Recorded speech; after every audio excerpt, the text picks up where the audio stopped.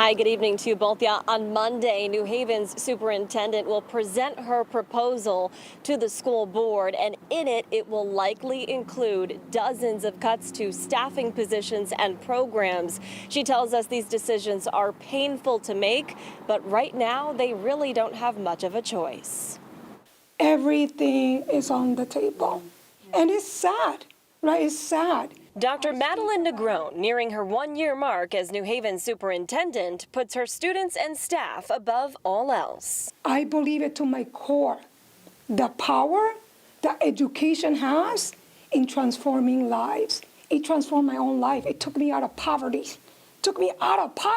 But right now, in the face of a nearly $12 million budget deficit, she's forced to make some difficult decisions. Her team is looking at cutting back on bus routes and third-party partnerships, hoping to save a couple $1 million. I could potentially still be looking about 65 positions that I might have to come to that hard situation of saying, I got to cut.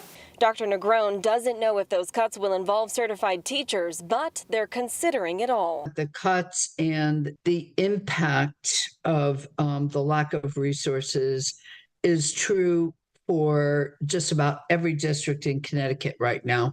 Fran Rabinowitz works for the Connecticut Association of Public School Superintendents. She says for the last few years, school districts have been getting by on federal ESSER funds. The funding's no longer there, and so municipalities haven't been able to come up with the large numbers. In New Haven, Negron says they used that money to chip away at their previous debts. And though the city did give them $5 million more than usual for next year's budget, it's still not enough. There's a promise as it relates to the ECS formula that this beautiful state of ours made, and yet we are still not there. That formula makes sure the funding that goes to our schools is equitable across the state, a state Negron needs to step up. I guess, Governor Lamont, I'm pleading to you at this point, right? We need that ECS formula to be fully funded.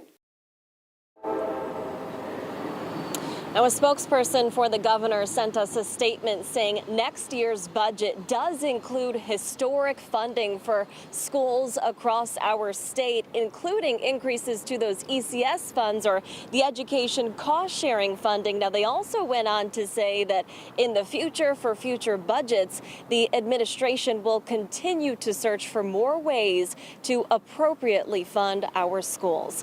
We're live here in New Haven tonight. Julia LeBlanc, Fox 61. Connecticut's news station.